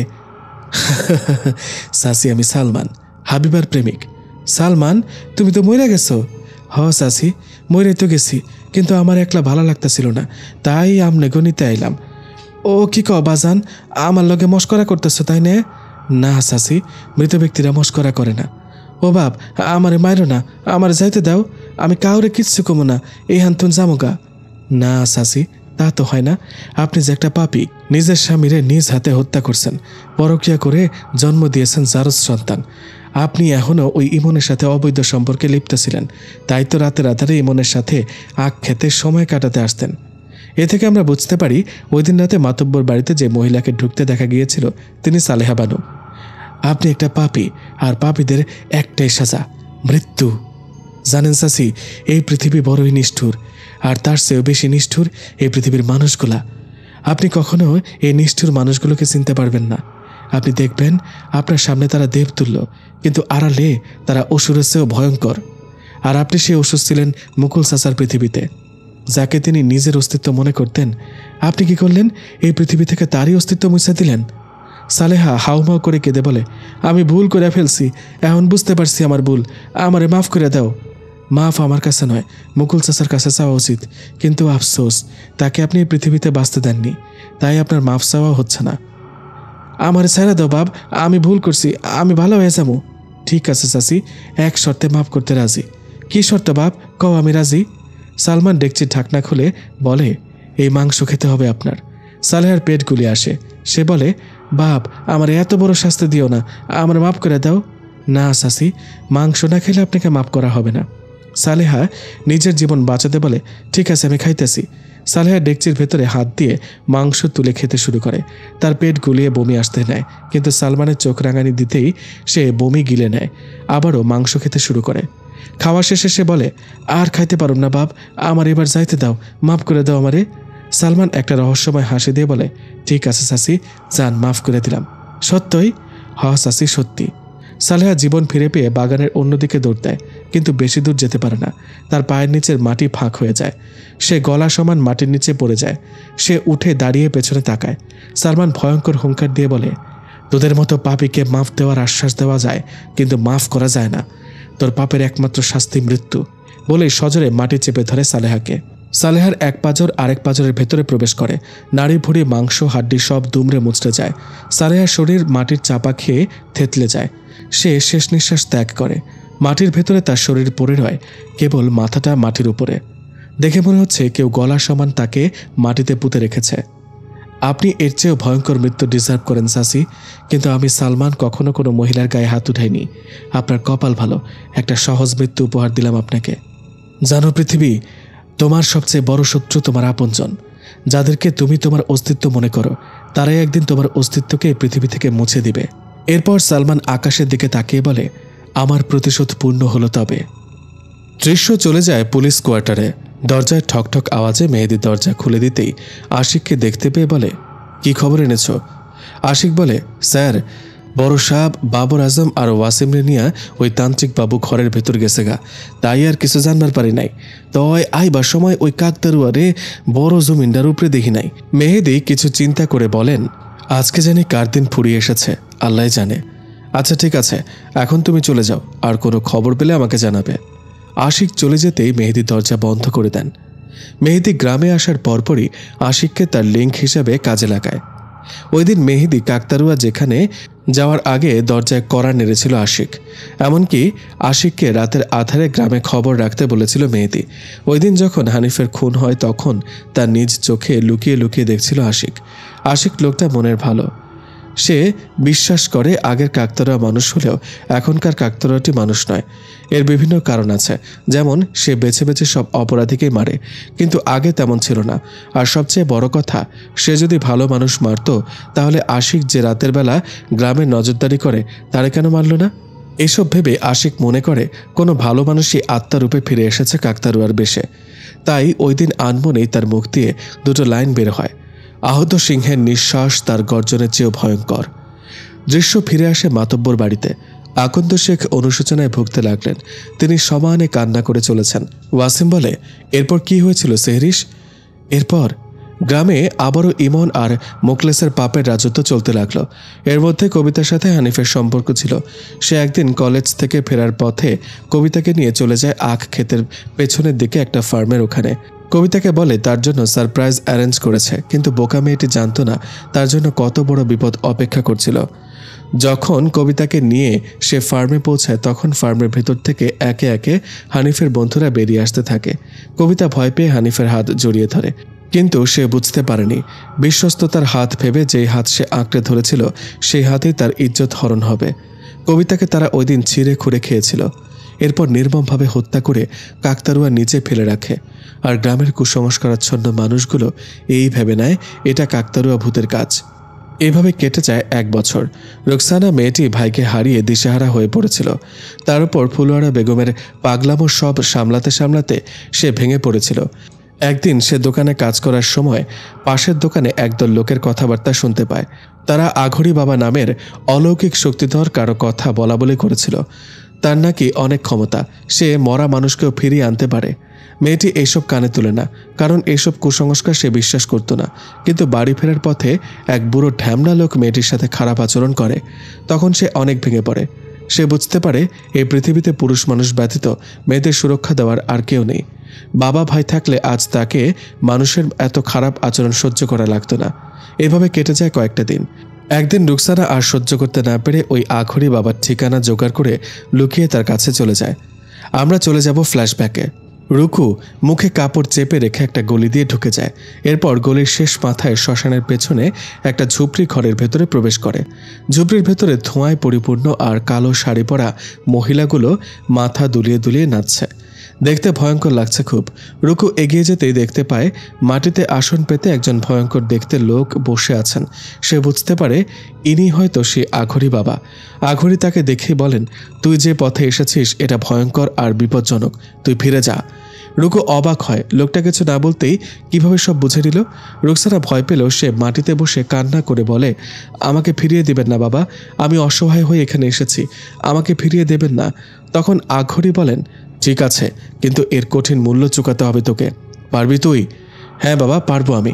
আমার ভাইয়ের জন্য আমি সব পারবো। দেখ মেয়ে, তোর কিন্তু জীবনও যেতে পারে। আমার জীবন চলে গেলে চলে যাক, তবুও আমার ভাইয়াকে ফিরিয়ে আনুন। আঘড়ি বললেন, তাহলে ঠিক আছে, আমাকে একটা কালো পাঠা কিনে দিবি আর কিছু তন্ত্র সাধনার সামগ্রী। আচ্ছা বাবা, ঠিক আছে, যা, চলে যা, খবরদার পেছনে ফিরে তাকাবি না। রুকসানা আঘড়ির কথা মতো চলে যায়। পরদিন সে প্রয়োজনীয় সামগ্রী দিয়ে আসে। এরপর অনেক দিন কেটে গেলেও সালমান ফিরে আসে না। রুকসানা মেয়েটিও মনে করে আঘড়ির লোকটা ভণ্ড, আমরা ফিরে আসবো বর্তমানে। সেহরিশ বলতে থাকে, কেটে যায় আরও 1 বছর। রুকসানা ভুলেই গেছে সেই ঘটনা। একদিন সন্ধ্যায় দোকান থেকে বাড়ি ফেরার পথে বাসঝাড়ের ওখানে কাকতারুয়াকে দেখে সে এগিয়ে গেলে সালমান দৃশ্যমান হয়। প্রিয় ভাইকে ফিরে পেয়ে মেয়েটি অনেক খুশি হয়। সে সালমানকে বলে বাড়ি ফিরতে, কিন্তু সে জানায় তাদের বাড়ি এবং মাতব্বর বাড়িতে সে ঢোকার চেষ্টা করেছে কিন্তু পারেনি। এরপর থেকে গ্রামে শুরু হয় প্রতিশোধের খেলা। থানার বড়বাবু মেম্বার থেকে শুরু করে এই পর্যন্ত যত খুন হয়েছে সব সালমান করেছে এবং সে প্রতিশোধ পূরণের আগে থামবেও না। আকন্দ শেখ আর বাবুর শেখ অবাক হয়ে তাকিয়ে আছেন। ওয়াসিম বলে, সেহরিশ রুকু যে এই ভুলটা করেছে এর পরিণাম ভয়ঙ্কর ছিল, কিন্তু এখন কি হবে? এর শেষ কোথায়? রুকু কোনো বিপদে না পড়ে ওই আখড়ি বলেছিল কঠিন মূল্য চুকাতে হবে। সেটা কি? সেহরিশ বলে, তা এখনও আমি জানতে পারিনি। ওই আখড়ি অনেক শক্তিশালী, সে ত্রিকালের ভক্ত। তার মস্তিষ্ক পড়ার ক্ষমতা আমার নেই, তবে আমার না থাকলেও আমার গুরুজির আছে। কে তোমার গুরুজি? তিনি কোথায় এখন? ওয়াসিম বলল, তিনি বেঁচে নেই, তবে মরে গিয়েও তিনি অমর। তিনি বিশিষ্ট তান্ত্রিক আমানুল্লাহ, আর তাকে আমি আহ্বান করব। আজ রাতের শেষ প্রহরে তার থেকে জানতে পারবো সব। ওয়াসিম বলে, যেমনে পারো তুমি ওনার সাথে যোগাযোগ করো, রুকুর যেন কোনো ক্ষতি না হয়। সেহরিশ বলে, ক্ষতি হবে কিনা আমি গ্যারান্টি দিতে পারছি না, তবে মেয়েটা অতি শীঘ্রই বিপদে পড়বে, এটা বুঝতে পারছি। তাকে যেভাবেই হোক আমাদেরকে বাঁচাতে হবে। দৃশ্য চলে যায় রুকুর বাড়িতে। ফুলওয়ারা বেগম ঘুমিয়ে পড়েছেন। রুকু পা টিপে টিপে উঠানে বের হয়। তার উদ্দেশ্য সালমানের কাছে যাবে। ভাইয়ের সাথে দেখা হয়নি কয়েকদিন ধরে, তার মন কেমন করছে, আর তার সাথে অদ্ভুতের সব কাণ্ড হচ্ছে যা সালমানকে জানাতে হবে। রুকু উঠানে নামতে তার শরীরে ঠান্ডা একটা বাতাস খেলে যায়। ভয় পেলেও সে নিজেকে সামলে নেয়। যার ভাই নিজে ভূত, তার এসব ভূতে ভয় পাওয়া সাজে না। তাছাড়া আমার কিসের এত ভয়? হারাবার কী বা আর আছে বাকি? যা হওয়ার হোক, আজ তোর হারাবার নেই, কোনো ভয় নেই, কারণ আমি তো অস্তিত্বের মিছিলে নিজেকে হারিয়েছি বহুবার। রুকু উঠানে পেরুতেই কিছুটা দূরে কাকতারুয়াকে দাঁড়িয়ে থাকতে দেখে। রুকুর মুখে হাসি ফুটে ওঠে। সে দ্রুত এগিয়ে সেদিকে যায়। মাতব্বর বাড়িতে থমথমে একটা পরিবেশের সৃষ্টি হয়েছে। আকন্দ শেখ অনুশোচনা আর ভাই হারানোর কষ্টে আওয়াজ করে কেঁদে চলেছেন। ওয়াসিম তাকে শান্ত করার চেষ্টা করছে। বাবর আজমও নিস্তব্ধ হয়ে বসে আছেন। ঘরের বাইরে হাবিবা আর ময়নামতি দাঁড়িয়ে আছেন। তারা নীরবে চোখের জল বিসর্জন দিচ্ছেন। হাবিবার মনে পড়ে সালমানের নিষ্পাপ সেই মুখশ্রী, তাদের সেই খুনসুটিগুলো, রাত জেগে ফোনালাপ আর কলেজে লুকিয়ে দেখা করা, সব চোখের সামনে ভাসতে থাকে তার। পরক্ষণে সালমানের মৃত্যুর কথা মনে পড়তেই হাবিবার চোখের পাতা ভারী হয়, নোনা জল গড়িয়ে পড়ে ছড়ছড় করে। কত যন্ত্রণা পেয়েই না মারা গেছে সালমান। হাবিবা ফিসফিস করে বলে, তোমাকে ছাড়া আমি থাকতে পারছি না সালমান। বলতে পারো, ভালোবাসা যদি বিচ্ছেদই লেখা থাকবে তাহলে নরনারীদের মনে ভালোবাসা কেন সৃষ্টি হবে? হাবিবা নিজে নিজেকে উত্তর দেয়, প্রেমহীন রাজ্যে যেমন থাকা যায় না, তেমনি বিচ্ছেদ না এলে ভালোবাসার গভীরতা মাপা যায় না। অধরা তার কক্ষে চলে গেছে। সে ফোনে কারো নাম্বার ডায়াল করে কল লাগায়। 2-3 বার রিং হতে ফোন রিসিভ হয়। অধরা বলে, ভাইয়া শোন। দৃশ্য আবারও সেই ঘরে ফিরে। আকন্দ শেখ কিছুটা শান্ত হয়ে আসলে সেহরিশ আবারও বলে, বাবর আজম চাচা, এবার আপনি বলুন, এত বছর পর এই গ্রামে ফেরার কি উদ্দেশ্য আপনার? বাবর আজম হকচকিয়ে যান, আমতা আমতা করে বলেন, কি তা কও বাবজান, আমার গ্রামে আমি ফিরতাম পারবো না? এটার জন্য কি কোনো উদ্দেশ্য লাগে?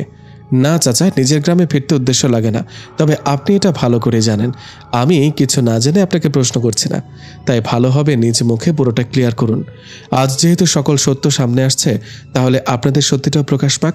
আকন্দ শেখ আর ওয়াসিম বাবর আজমের দিকে তাকিয়ে আছে। এই লোকটা আবার কি সত্যি লুকিয়ে রেখেছে? কি উদ্দেশ্যই বা তার? ময়নামতি আর হাবিবা উসকুস করছে। বাবর আজম এবার গলা ছেড়ে বলতে শুরু করেন, আমি বহুত বছর ধরে শহরে তাই, আমার একটা পোলা আর একটা মাইয়া নিয়েই আমার পরিবার। ছেলেমেয়ের পড়ালেখা, চাকরি এইসবের জন্য গ্রামে আইতে পারি না, তয় মাঝে মাঝে গ্রামের খোঁজ খবর লইতাম। গ্রামের আহনের আগে একদিন জানতে পারলাম গ্রামের অবস্থা ভালো না।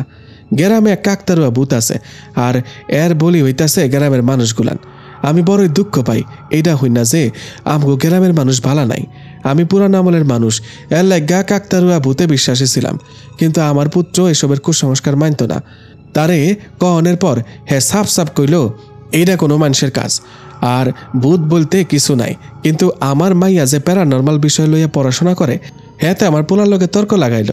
এক পর্যায়ে তারা ভাই বোনে চ্যালেঞ্জ করলো, এই গ্রামের কাকতারুয়া ভূতের রহস্য উদ্ঘাটন করবার লাই গ্রামে আসবো, তয় তারা আলাদা আলাদা করে কাম হরব। আমার পোলা কইল কাকতারুয়া মানুষ, এডি হ্যাঁ প্রমাণ করব, আর মাইয়া কয় এটা মানুষ না আত্মা, এটা হ্যাঁ প্রমাণ করব। এরপর তারা আলাদাভাবে গ্রামে আহে। আমিও মা সারা সাওয়ালগো একলা এই বিপজ্জনক পরিবেশে পাঠাইয়া শান্তি পাইতেছিলাম না, তাই আমিও গ্রামে আইয়া পড়ি। আমার পোলা মাইয়ারা যার যার মতো কাম করতে থাকে, আর আমি বাড়ির তাগো লাগা নামাজ পড়ে দোয়া করি যাতে কোনো বিপদে না পড়ে তারা। এতটুকু বলে থামলেন বাবর আজম। ওয়াসিম কৌতূহল নিয়ে জিজ্ঞেস করে, আপনার ছেলে আর মেয়ে এখন কোথায়, আর তাদের পরিচয় এই গ্রামে কি দিয়েছে? বাবর আজম আবার বলা শুরু করেন, আমার পোলা SI মেহেদি যে শ্রীপুর থানা নিয়োগ পাইছে, আর আমার মাইয়া অধরা আঞ্জুম হে কলেজে টিচারে জব লইয়া এই গ্রামে আইছে। অধরা আর মেহেদির পরিচয় জেনে সবাই হা হয়ে তাকিয়ে আছে। হাবিবাও অবাক, এই কয়েকদিনে অধরার সাথে কত মিশেছে, কিন্তু অধরা আপু কখনোই বুঝতে দেয়নি সে এই গ্রামের মেয়ে, এমনকি সে কোনো উদ্দেশ্য নিয়ে এসেছিল। দৃশ্য দেখতে পাই, অধরা ফোনে বলছে, ভাইয়া বিশ্বাস কর, আমি সত্যি বলছি, নিজ কানে এইমাত্র কথাগুলো শুনলাম। ফোনের অপর পাশ থেকে মেহেদি বলে, কি বলছিস এসব, তোর মাথা ঠিক আছে? বিশ্বাস কর ভাইয়া, আমি সত্যি বলছি। অধরা আর মেহেদির ফোন আলাপ চলতে থাকে। দৃশ্য চলে যায় আঘড়ি বাবার আস্তানায়। রুকুকে হাত পা বাঁধা অবস্থায় ফেলে রাখা হয়েছে ঝুপড়ির একটা আলাদা কক্ষে। রুকু চিৎকার করে বলে, আমাকে কেন বেঁধে রেখেছ? কে আছো? আমাকে বাঁচাও, যেতে দাও। তখনই ঘরে সেই আঘড়ি বাবা প্রবেশ করে। আঘড়িকে দেখে রুকু বলে, বাবা, আপনি আমাকে এভাবে কেন উঠিয়ে এনেছেন? আমি কি দোষ করেছি? কোনো দোষ করনি বৎস, তাহলে কেন আমাকে উঠিয়ে আনলেন? তুই কি ভুলে গেছিস 1 বছর আগে যখন তুই আমার কাছে তোর ভাইয়ের আত্মা ফিরিয়ে আনার চেষ্টা করেছিলি, তখন আমি কি বলেছিলাম? এর জন্য তোকে কঠিন মূল্য চুকাতে হবে, আর সেই মূল্য উসুল করতে আমার পোষা হিডিম্বা ডাইনি তোকে উঠিয়ে নিয়ে এসেছে। আমরা ফিরবো সেই মুহূর্তে। রুকু যখন কাকতারুয়ার নিকটে চলে আসে, তখনই সে বিড়বিড় করে কিছু মন্ত্র উচ্চারণ করে রুকুর কপালে হাত রাখে। সাথে সাথে রুকুকে নিয়ে সে অদৃশ্য হয়ে যায়। তারপর রুকুর যখন জ্ঞান ফেরে, তখন সে নিজেকে ঝুপড়ি ঘরে আবিষ্কার করে। ফিরব বর্তমানে। রুকু ভয়ে ভয়ে বলে, কি সেই মূল্য? আঘড়ি গগন কাঁপিয়ে বলেন, তোর রুহ। দৃশ্য ফিরে আসে মাতব্বর বাড়িতে। সবকিছু শুনে সবাই এখনো স্তব্ধ হয়ে বসে আছে। সেহরিশ বলে, রাতে শেষ প্রহর শুরু হতে আর কিছুক্ষণ বাকি, এবার আমাকে নিদ্রাযাত্রা সম্পন্ন করতে হবে। আমার গুরুজির থেকে অজানা সব জেনেই আমি যা ব্যবস্থা নেওয়ার নেব। আকন্দ শেখ কান্না করতে করতে অসুস্থ হয়ে পড়েছেন। তাকে শুতে বলে ওয়াসিম তার ঘরে চলে যায়। বাবর আজমও তার বাড়ির পথে রওনা দেন। ময়নামতি স্বামীর হাত পা মালিশ করে দিচ্ছেন। হাবিবা তার কক্ষে চলে যায়। সালমানের কথা বড্ড মনে পড়ছে তার। সেহরিশ তার কক্ষে গিয়ে বিছানায় গা এলিয়ে দিয়ে উল্টা মন্ত্র জপ করতে করতে নিদ্রা যাত্রায় চলে যায়।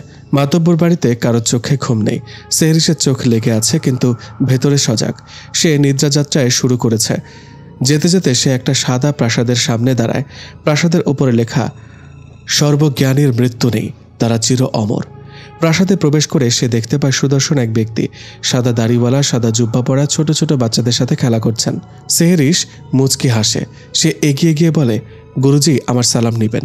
সেহরিশকে দেখে আমানুল্লাহ সালামের উত্তর দিয়ে বলেন, আসো বৎস, আমি তোমারই অপেক্ষায় ছিলাম। সেহরিশ এগিয়ে যেতেই আমানুল্লাহ তান্ত্রিক হাত দিয়ে ইশারায় তাকে বসতে বলেন। কিছুটা দূরত্ব রেখে সেহরিশ এসে বলে, গুরুজি, আমি কি জন্য এসেছি আপনি নিশ্চয়ই তা অবগত আছেন। দয়া করে আমাকে সঠিক পথ প্রদর্শন করুন। তান্ত্রিক আমানুল্লাহ বলেন, বৎস, তুমি যে আঘড়ির বিরোধিতা করতে নিয়েছ, আগে তার সম্পর্কে তোমার সঠিক জ্ঞান নিতে হবে। এরপরে আমি তোমাকে বলছি রুকসানা মেয়েটির সাথে কি হতে চলেছে। জি গুরুজি, আপনি বলুন। তোমাকে যে আঘড়ি দর্শন দিয়েছে সে হলো ত্রিকালের ভক্ত ক্রাকুম্বা। তার আয়ুষ্কাল 2000 বছরেরও অধিক। 100 বছর পূর্বে সে তার শরীর বিসর্জন দিয়েছে ত্রিকালের উদ্দেশ্যে। ত্রিকাল খুশি হয়ে তাকে বর দেন সে মৃত মানুষের আত্মা ফিরিয়ে আনতে পারে। ক্রাকুম্বা খুশি হয়, কিন্তু দিন দিন তার চাহিদা যেন বেড়ে যেতে থাকে। সে চায় এই পৃথিবীতে তার আধিপত্য বিস্তার করতে। সেজন্য সে আবারও সাধনামগ্ন হয়। ত্রিকাল তাকে দর্শন দেন এবং বলেন তিনি ক্রাকুম্বার মনস্কামনা পূর্ণ করবেন। তবে তাকে ত্রিকালের চরণে 51টা সতী নারীর বলি দিতে হবে, আর সেই বলি হওয়া সতী নারীর রূহ ত্রিকালকে ভোগ দিতে হবে। ক্রাকুম্বা সেই শর্তে রাজি হয় এবং প্রতি পূর্ণমাসের রাত্রির শেষ প্রহরে সে একটা একটা করে সতী নারীর বলি দিতে থাকে। তবে সেই নারী নিজ ইচ্ছায় বলিতে রাজি থাকতে হবে, নতুবা এই বলি সম্পন্ন হবে না। ক্রাকুম্বা ছলচাতুরির মাধ্যমে মানুষের উপকারের নাম করে তাদের থেকে বিনিময় চায়। এরপর এমনভাবে সবকিছু উপস্থাপন করে যে সেই নারী নিজ ইচ্ছাতেই বলি হতে রাজি হয়। কিন্তু সবাই যে রাজি হয়ে যায় এমন না। যারা রাজি হয় না তাদের সে মেরে ফেলে, যাতে এই খবর কারো কাছে আর না পৌঁছে। শতজন নারীর মধ্যে একজন এই বলি কার্যে নিজ ইচ্ছাতে সম্মতি দেয়। চিকাল তার 50টি বলি ইতিমধ্যে সম্পন্ন করেছে। সেহরিশ বলে, তাহলে তার 51তম বলির জন্য সে রুকসানাকে চিহ্নিত করেছে? হ্যাঁ বৎস, আগামীকাল পূর্ণমাসী রাত, আর এই রাতের শেষ প্রহরেই রুকসানা মেয়েটিকে বলি দিবে ক্রাকুম্বা। গুরুজি, আরেকটা প্রশ্ন আমার করার ছিল, যদি আপনি অনুমতি প্রদান করেন। আমি জানি তুমি কি জিজ্ঞেস করবে। তুমি জানতে চাচ্ছ সালমানের ফিরে আসার কাহিনী? সেহরিশ মাথা নাড়িয়ে হ্যাঁ বোঝায়। আমানুল্লাহ বলা শুরু করে, রুকসানা ওই দিন যখন ফিরে আসে তখন ক্রাকুম্বা তার পালিত আত্মাদের রুকুর বাড়ি পাঠায়। তারা সালমানের কঙ্কাল কবর থেকে তুলে ক্রাকুম্বার আস্তানায় নিয়ে যায়। এরপর নিয়ম অনুসারে ক্রাকুম্বা চিকালের থেকে পাওয়া শক্তিকে কাজে লাগিয়ে সালমানের আত্মাকে ফিরিয়ে আনার কাজে লেগে পড়ে এবং সে সালমানের অতীত থেকে জানতে পারে তার কষ্টকর জীবনের কাহিনী। অবহেলা, অত্যাচার, নিপীড়ন আর বেদনাময় জীবন ছিল তার, আর তার মৃত্যু হয়েছিল কাকতারুয়া রহস্যে জড়িয়ে যাওয়ার জন্য। তাই ক্রাকুম্বা গ্রামের বিতর্কিত সেই কাকতারুয়াকেই সালমানকে আত্মা ফিরিয়ে আনার মাধ্যম বানায়। কিন্তু সে যেহেতু তার উদ্দেশ্য সফলের জন্যই এমন করছিল, তাই সে সালমানদের বাড়ি, এমনকি মাতব্বর বাড়ি, এই দুই বাড়িতে বান মারে, যাতে সালমানের আত্মা এই দুই বাড়িতে প্রবেশ করতে না পারে এবং সময় মতো সে রুকসানাকে তার আস্তানায় নিয়ে আসতে পারে। সে সালমানের সেই কঙ্কালটিকে 3 খণ্ড করে জলে, স্থলে এবং পাতালে এই 3 জায়গায় লুকিয়ে রেখেছে, যাতে সালমানের আত্মাকে কেউ সহজে মুক্তি দিতে না পারে। তার উদ্দেশ্য রুকসানার বলির পর সে সালমানের শক্তিশালী আত্মাকে বন্দি করে তার দাস বানিয়ে রাখবে এবং তাকে দিয়ে সে সব অপকর্মগুলো সাধন করাতে পারবে। তুমি ইতিমধ্যে দেখেছ সালমানের আত্মা দিন দিন ভয়ঙ্কর থেকে ভয়ঙ্কর হয়ে উঠেছে। সে আরও ভয়ঙ্কর হবে যখন রুকসানার বলি সম্পন্ন করবে এই ক্রাকুম্বা। কিন্তু সালমান কিছু করার আগেই ক্রাকুম্বা তার শয়তানি দিমাগ কাজে লাগিয়ে সালমানকে বন্দি করে ফেলবে। বৎস, এখন তোমার 3টা কাজ। একটা হলো রুকসানা মেয়েটিকে বাঁচানো, যাকে ইতিমধ্যে ক্রাকুম্বা তার ডাইনি দ্বারা অপহরণ করে নিয়ে গেছে তার আস্তানায়। দ্বিতীয় কাজ, ক্রাকুম্বার মতো অশুভ আত্মাকে চিরতরে ধ্বংস করে নরকে পাঠিয়ে দেওয়া। তৃতীয় কাজ, সালমানের কঙ্কালের সেই 3 খণ্ড খুঁজে বের করে তাকে এই অভিশপ্ত সময় থেকে মুক্তি দেওয়া। গুরুজি, কিন্তু সে চাইলেই তো সালমান ফিরে আসার পরেই রুকসানাকে তুলে নিয়ে যেতে পারত, কারণ বান মারার ফলে সালমান বাড়িতে প্রবেশ করে রুকসানাকে বাঁচাতে পারত না। কিন্তু সে এত দেরি করলো কেন? আমি তোমাকে আগেই বলেছি বৎস, পূর্ণমাসী রাতের শেষ প্রহরের আগে ক্রাকুম্বা রুকসানা মেয়েটির কিছুই হতে দিবে না। বরঞ্চ সে এতদিন নিজেই তার পালিত ডাইনি দ্বারা রুকসানাকে দেখে রেখেছিল। ওই দিন যখন রুকসানা মেয়েটির ওপর হামলা হয়, যে চিৎকার জমিরন শুনেছিলেন, সেই চিৎকার ওই ডাইনিও করেছিল। সে চাইলে নিজে ওদের শেষ করে দিতে পারত, কিন্তু ক্রাকুম্বার করা নিষেধ ছিল, সে যাতে শেষ সময়ের আগে রুকসানার সামনে দেখা না দেয়। তাই ডাইনি নিজে দেখা না দিয়ে জমিরন আর সাব্বিরকে হুশ করে দিয়েছিল। দৃশ্য চলে যায় আখরির আস্তানায়। রুকু আতঙ্কিত চোখে চেয়ে বলে, কিন্তু আপনি এটা আমাকে আগে বলেননি, এটা কেমন মূল্য? আখরি এবার ছলচাতুরির আশ্রয় নেয়। সে বলে, দেখো বৎস, এটাই নিয়ম। যখন কোনো আত্মা ফিরিয়ে আনা হয়, তখন তার বিপরীতে নির্দিষ্ট একটা সময়ের পরে ত্রিকালের উদ্দেশ্যে তার প্রিয়জনের বলি দিতে হয়। না হলে ত্রিকালের প্রকোপে সেই আত্মা ধ্বংস হয়ে যায়, এমনকি তার জন্য ওই এলাকার ওপর নেমে আসে কঠিন বিপদ। এখন তুই চিন্তা কর, তুই ত্রিকালের উদ্দেশ্যে নিজ আত্মা দান করবি, নাকি নিজের ভাইয়ের ধ্বংস আর সাথে পুরো গ্রামের ওপর গজব ডেকে আনবি? রুকু চিন্তার মধ্যে পড়ে যায়। সে কি করবে না করবে দ্বিধাদ্বন্দ্বে পড়ে যায়। একবার ভাবে হ্যাঁ বলবে, একবার ভাবে না বলবে। সে কোনো স্থির মাথায় সিদ্ধান্ত নিতে পারছিল না। তখন আখরি আবারও বলে, ভেবে দেখ, তুই তোর ভাই এত কষ্ট পেয়ে অকালে প্রাণ হারিয়েছে। এখন সে এত বাধা বিপত্তির পরও ফিরে এসেছে, তাকে তুই ধ্বংস হতে দিবি, নাকি তাকে নতুন জীবনের স্বাদ আস্বাদন করতে দিবি? বলেই ভ্রু নাচায় আখরি। রুকুর চোখে সালমানের চেহারা ভাসতেই তার চোখ টলমল করতে থাকে। চোখ বন্ধ করে সে সেই সব স্মৃতি মনে করতে থাকে। সালমানের কষ্টের দিনগুলো সব তার চোখের সামনে ভাসতে থাকে। আখরি আরও বলেন, বৎস, কি সিদ্ধান্ত নিলি? রুকু চোখ মেলে তাকায়। তাকে ভীষণ অসহায় দেখাচ্ছে। সে আর কিছু ভাবে না। তার রুহের বলি দিয়ে যদি সালমান এই পৃথিবীতে থাকতে পারে, তাহলে তাই হোক। সে কাঁপা কাঁপা গলায় বলে, আমি রাজি। সিন পরিবর্তন হয়ে সেহরিশের কাছে চলে যায়। সেহরিশ বলে, গুরুজি, এই ক্রাকুম্বা যত শক্তিশালী হোক না কেন, আমি বেঁচে থাকতে তার এই উদ্দেশ্য কখনো সফল হতে দিব না। আমি তোমার উপর বিশ্বাস রাখি বৎস, তুমি নিশ্চয়ই সফল কাম হবে। আর শোনো, সালমানের আত্মা দিনের বেলা ওই কাকতারুয়ার বন্দি থাকে। সূর্য ডোবার আগ মুহূর্তে যখন সূর্যের লাল আভা কাকতারুয়ার ওপর পড়ে, তখন সে প্রাণ ফিরে পায়। সালমান এখনও জানতে পারেনি রুকসানাকে ক্রাকুম্বা উঠিয়ে নিয়েছে, কারণ বাড়িতে বান মারার ফলে সালমান দেখতে পাবে না সেখানে কি হচ্ছে। কিন্তু সে নিশ্চয়ই খুব শীঘ্রই জেনে যাবে সব। আর আরেকটা কথা জেনে রাখো বৎস, তোমাদের মধ্যে বিশ্বাসঘাতক লুকিয়ে আছে, তাকে খুঁজে বের করো। আর আমি যা যা বলেছি তা যথাস্থানের যোগ্য ব্যক্তিকেই জানাবা, নতুবা না। নিজের মতো কাজ করে যাও। আমি আশীর্বাদ করি তুমি সফলকাম হও। আমি কিভাবে এই ক্রাকুম্বাকে হারাতে পারবো গুরুজি? আর কিভাবে রুকসানা মেয়েটিকে বাঁচাতে পারবো? কিভাবেই বা ওই 3 কঙ্কালের সন্ধান পাবো? আর ওই বিশ্বাসঘাতককে কিভাবে বা চিনতে পারবো?